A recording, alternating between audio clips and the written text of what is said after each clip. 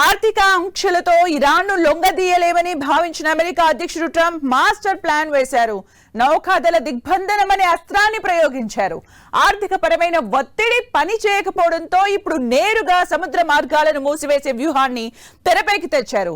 దీంతో ఇరాన్ పోర్టుల నుంచి ఏ వస్తువు బయటకు వెళ్లాలన్నా లోపలికి రావాలన్నా యుఎస్ నేవీ అడ్డుకుంటుంది. ట్రంప్ ఆదేశాల మేరకు ఇరాన్ ఓడరేవుల్లోకి ప్రవేశించే అక్కడి నుంచి బయటకి వచ్చే ప్రపంచ దేశాల నౌకల రాకపోకలపై అమెరికా నౌకాదళ దిగ్బంధాన్ని విధిస్తోంది.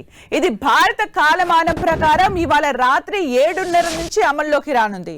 ఇరాన్ తీర ప్రాంతంతో పాటు అరేబియా గల్ఫ్ ఆఫ్ ఒమన్లోని అన్ని ఇరాన్ ఓడరేవులకు ఇది వర్తిస్తుంది.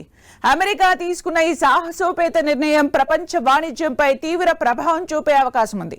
ముఖ్యంగా ఇరాన్తో పాటు ఇరాన్కు మద్దతుగా నిలుస్తున్న చైనాను ఇరకాటంలో పడేసింది.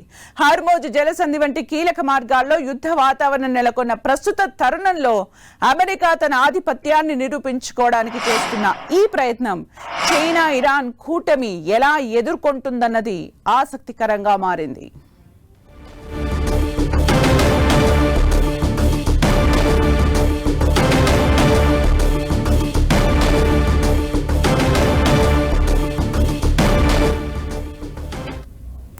ఆర్థిక ఆంక్షలతో ఇరాన్ని లొంగదీయలేమని భావించిన అమెరికా అధ్యక్షుడు ట్రంప్ మాస్టర్ ప్లాన్ వేశారు. నౌకాదళ దిగ్బంధనం అనే అస్త్రాన్ని ప్రయోగించారు.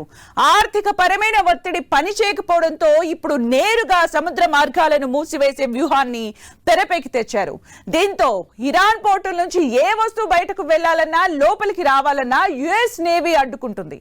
ట్రంప్ ఆదేశాల మేరకు ఇరాన్ ఓడరేవుల్లోకి ప్రవేశించే అక్కడి నుంచి బయటకు వచ్చే ప్రపంచ దేశాల నౌకల రాకపోకలపై అమెరికా నౌకాదళ దిగ్బంధనాన్ని విధిస్తోంది.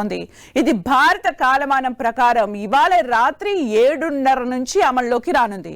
ఇరాన్ తీర ప్రాంతంతో పాటు అరేబియా గల్ఫ్ ఆఫ్ ఒమన్లోని అన్ని ఇరాన్ ఓడరేవులకు ఇది వర్తిస్తుంది. అమెరికా తీసుకున్న ఈ సాహసోపేత నిర్ణయం ప్రపంచ వాణిజ్యంపై తీవ్ర ప్రభావం చూపే అవకాశం ఉంది. ముఖ్యంగా ఇరాన్తో పాటు ఇరాన్కు మద్దతుగా నిలుస్తున్న చైనాను ఇరకాటంలో పడేసింది. హార్మోజ్ జలసంధి వంటి కీలక మార్గాల్లో యుద్ధ వాతావరణం నెలకొన్న ప్రస్తుత తరుణంలో అమెరికా తన ఆధిపత్యాన్ని నిరూపించుకోవడానికి చేస్తున్న ఈ ప్రయత్నం చైనా ఇరాన్ కూటమి ఎలా ఎదుర్కొంటుందన్నది ఆసక్తికరంగా మారింది.